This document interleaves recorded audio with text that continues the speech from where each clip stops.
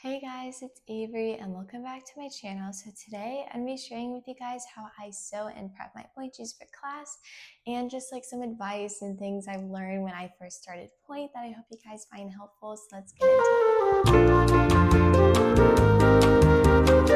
it. Pointe shoes, like the most iconic thing you think of when you think of ballet. It's like, oh, the ballerinas, they go on their tippy toes, they wear pointe shoes. Yep, that's us. Pointe shoes are so individual, and like nowadays, like they have so many selections of things you can pick from. Like a while ago, they used to have like 3 brands, and that's like all you had. And you had like no like toe spacers, like nothing for your toes, and it like was crazy. But nowadays, like it's amazing. Like so many options, so many ways you can like make toe pads, wear toe pads, like things you can do that just help your feet like be healthier in the long run. So I'm gonna be giving you like some advice I did not know when I first went on Pointe, sew them, and how like I sew my pointe shoes. So yeah, that's what this video is going to be about. So I guess I'll start off with like all the pointe shoe brands there are. I wear R Class pointe shoe. I'm actually an ambassador for them, and I am so grateful. I love my R Class shoes. I wear the CL60 model in a soft shank, which I used to wear the RC30s, which is their most popular pointe shoe. But I just kind of like my foot changed. I did a lot of rehearsal. I can roll through my foot better and just like really work on strengthening my feet. But like there are many different brands out there. There are Block, Capezio, Freed, Vertice, Merlet, Russian Points or RPs. I'm not sure what they're called. Nicolet's, Grishko's, Chacot, Capezio. Did I already say Capezio? I'm not 100% sure. And Gainers. Yeah, those are like all the pointe shoe brands. Oh, there's also Suffolk's. I forgot about Suffolk's. I'm sure there's more I'm definitely not thinking of, but like off the top of my head, those are the main ones. And then for toe pads, you can do many different things for toe pads. I wear Perfect Fix, for example, and I actually have a box of what it looks like. I can't show the front because it has my address on it, and that would not be that would not be good.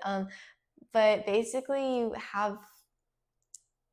you like mold them to your foot. So like they look like this. Once upon a time, they are like a nice bright blue, and then it does fade and get nasty. And then this is what the inside looks like. So basically, I have bunions, and I will explain in a second how I got bunions at a very young age. And I don't know why my eyes are like watering. I don't know. My allergies are literally horrible right now. It's March in Texas, if you can only imagine. So basically, I have to wear a spacer in my toe pad because of my bunion. If my like bunion goes in, like my big toe, that's only gonna make it worse and make it more painful.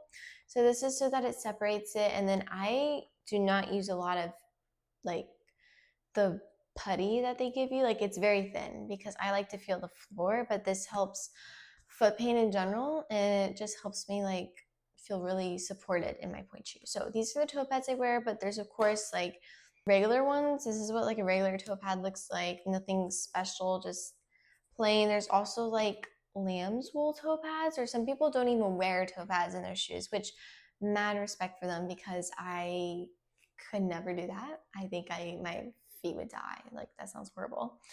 So yeah, those are the kinds of toe pads. People wear toe spacers, all sorts of things. Yeah, so that's like the pointe shoe brands, different toe pads, what I wear. So I'm gonna tell you guys like my pointe shoe journey. So when I first got my pointe shoes, I was 10 and a half years old, and we basically in my studio at the time, they took everyone to the big Suffolk store in Louisville, Texas, and they have many options, and it's like really nice. So they, of course, put me in their Suffolk pointe shoes. I was in a Suffolk Stellar for, I think, a year. I don't even remember. Not for a year. I was fit in like February, and then I wore Suffolks till October, and then I started having like issues where my pointe shoes just didn't fit me right anymore. Like I grew, my foot changed. So then I got fit in Russian Points, or what is now called RP Collection 1998, or I don't know, something like that. And I was fit in the Russian Pointe Almaz and a width 2. Now, keep in mind at this time, my parents and I had no idea what like normal like width would be for a shoe. So I like a few months later, I had really bad foot pain and really bad bunion pain to be specific. And my bunions got really bad over the span of like the few months that I wore them. And we at first didn't know why. We're like, oh, maybe it's because she's like dancing more on Pointe now. Like, I don't know. And my teacher suggested we go like get fit again to see if my foot changed. Like, we didn't really know. So I got fit at Suffolk and then the dance shop. I'm not really sure what it's called. I don't know. I got fit at 2 stores. So then a bunch of people recommended June's Dancewear to me, and I went there. I got fit by Miss Tamara and Miss Judy are amazing. I highly recommend June's Dancewear.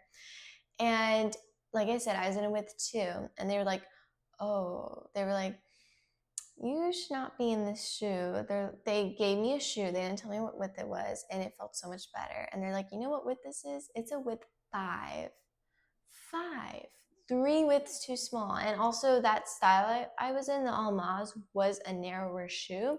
And then they put me in the Rubens, which a lot of people have Rubens at some point in their life, which are a wider shoe. Like, isn't that crazy? So basically, from a young age, I developed bunions because a Pointe shoe fitter fit me really poorly. So definitely research your Pointe shoe fitter, or like whatever store you go to. I make sure they're good. If you ever in the Dallas area, make sure to come to June's Dancewear because Miss Tamara and Miss Judy are literally amazing. Or if you have a break and want to try them, come to Dallas, and they are amazing. So definitely research your Pointe shoe fitters, and that was my Pointe shoe journey.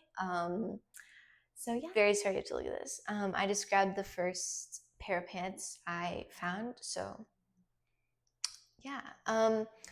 So here are my shoes. So they have like some stickers in them. So I take these out first, like, oh my gosh, like this. Because I don't want them like rolling up under my feet when I start like working on the shoe. So I just take them out like this, and then I put them in a pile, and then I cut out this art class tag because again, like I just don't want anything extra in this shoe. So I cut that out. This is really not going well today. Anyways, I cut this out. So both the tags are out.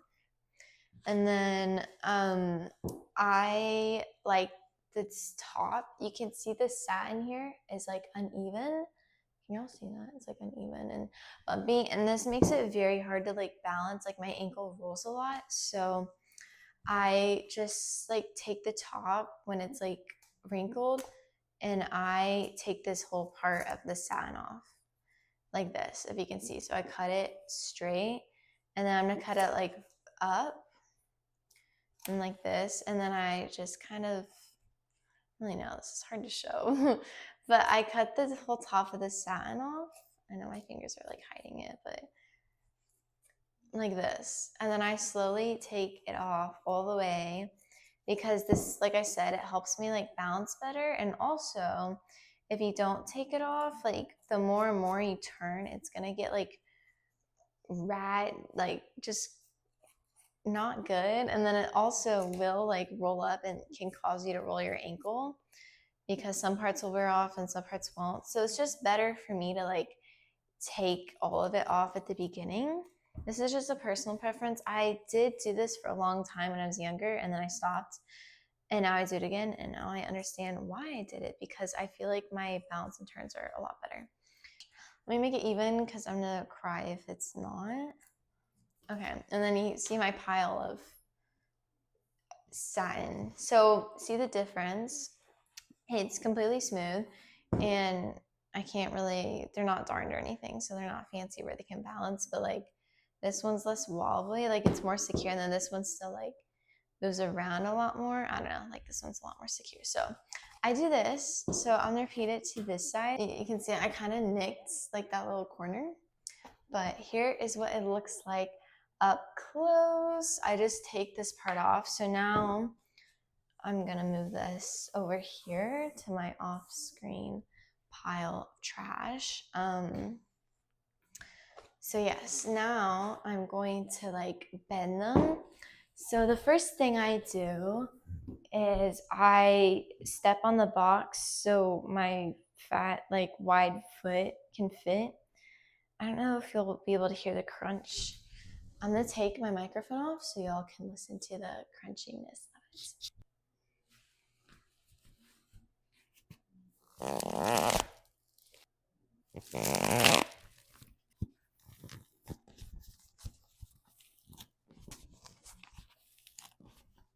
And then I also like to bend kind of the arch and the demi point of the shoe. So I'm gonna do that next.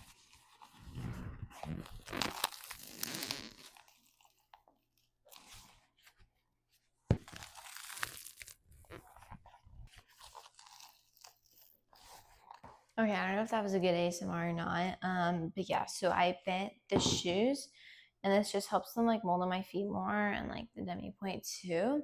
So now I'm gonna kind of look at it and decipher which I want to be my right foot and left foot. So I just put it on like this and then I'll stand on point, and if it feels like it's wobbly, then I'll go ahead and change them. But let's see how they feel.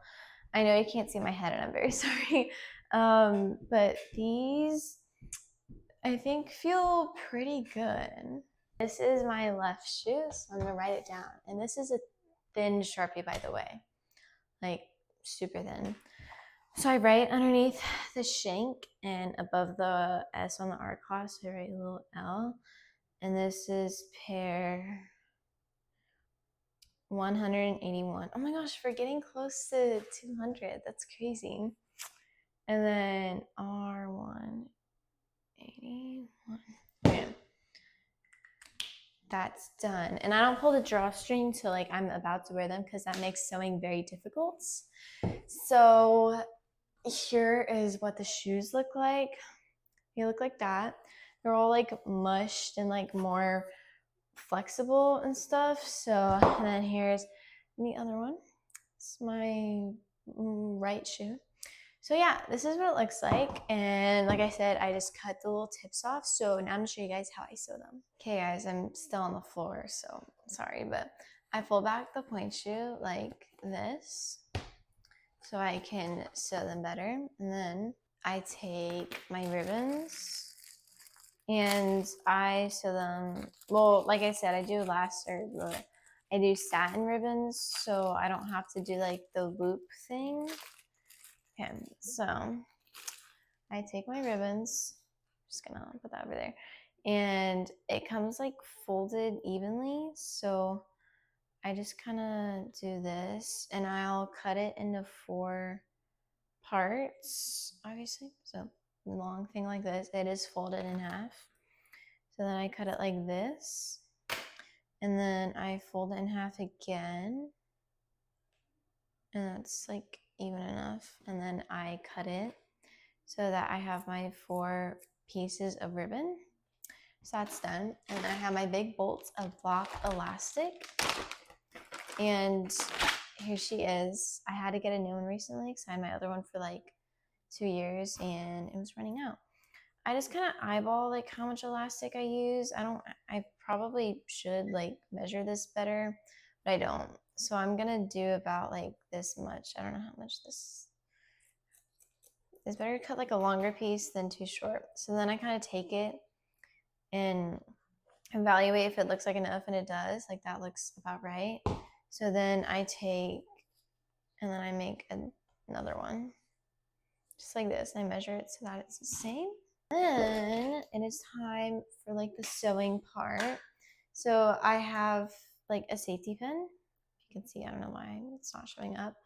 And I like to do my ribbons first because they don't take me as long because elastic is harder to sew through. So yeah, but here we go. And then I also fold it like this, or I cannot see. I fold a little bit down so that it's stronger when you sew it in. So it's like slightly folded. And then I fold it in this way. A lot of people sew some stuff on the outside of their shoe, or they'll do like the tiniest like square box like this, but I have always done it this way, and this way has worked for me. So I'm gonna pin it, and then I'll show you guys like how I determine, like, again, everyone's foot is different, so you're gonna need something different usually, but it kind of just depends. So you see this middle seam here? This is like the middle of the arch for me. This is where I have to pin my ribbons. So I safety pin it like this. So it looks like this. You can see the little part folded over, very strong. And then I will sew this on like all four sides. So I kind of just pull, and I do about this much. I don't know what this much is. I think it's probably like 2 feet, maybe ish. Maybe like 2 rollers, give or take a few. And then I take my needle, I thread it like this, so the needle's in the middle. And then I take it, like, I use 2 fingers and I wrap both strands around, and then I put it up top like this, and then I tuck it through the middle, and then it creates the first knot, and then I do this like multiple times. Oops, that was really horrible because I was trying to like show you guys how I do it. And then I don't know if you can see, but basically I just do that a bunch of times. So if I get a knot where like 3 are in it, that's like what you want, that's good enough. Then you'll cut the end, so it's just the knot.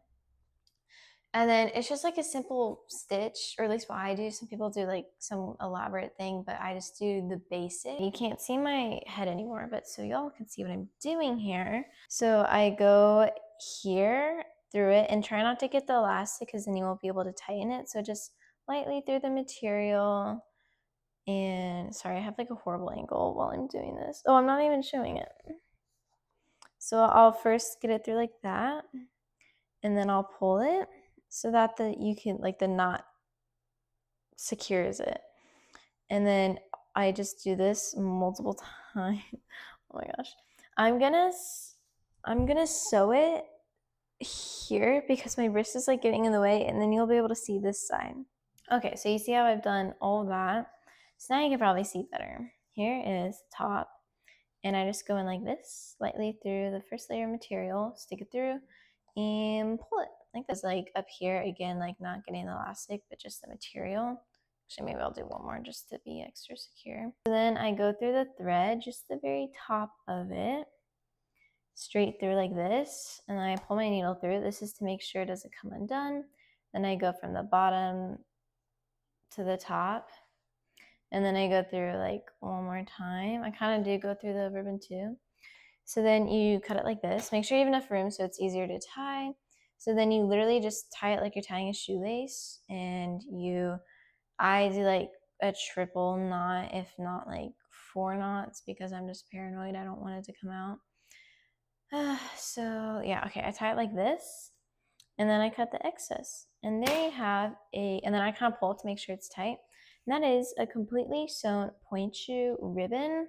I'm actually gonna go back and look at this footage and make sure you can like see what I'm doing, and then I'll show you guys what I do for the elastic. Finish sewing all like 4 ribbons, and I sewed 1 elastic. So basically I angle it slightly and I match it up with like the middle seam, so it's on the outside, and then I slightly angle it just like this, so it's super strong. So I'm gonna show you guys on this one. So then I'll like match it up like this.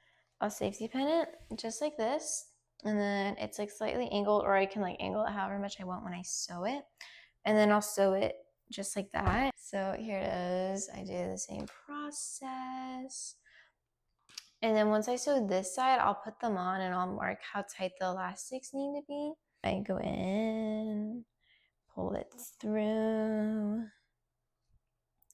while keeping it like as straight as possible, because inevitably my elastics always end up kind of angled. Not on purpose, but just that's how they end up. So I just keep sewing like this. Okay, I've gotten to the top. So especially for elastics, I like to make sure it is all good to go. So I just push through like this. and it's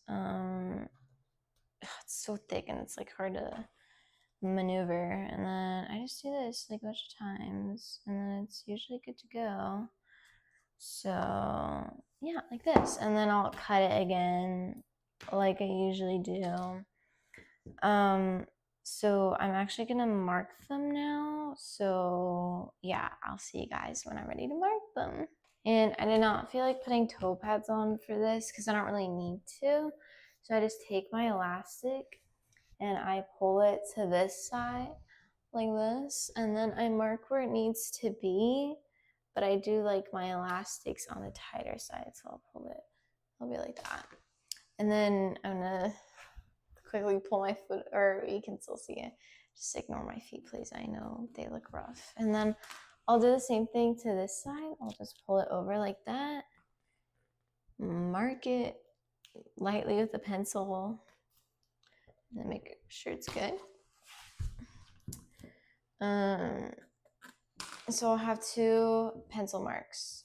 And now I'm going to sew the rest of the elastic, and I'll see you guys when they're done. Okay guys, I finished sewing my shoes. So here they're all done. This is what the elastic like looks like fully done. So yeah, this is how I prepped and sewed my Pointe shoes, and just like some advice I hope you guys found helpful. But yeah, I thought this would be a good little video to make. So I hope you guys have a great day. Don't forget to like, subscribe, turn on post notifications, and follow me on Instagram. Bye guys.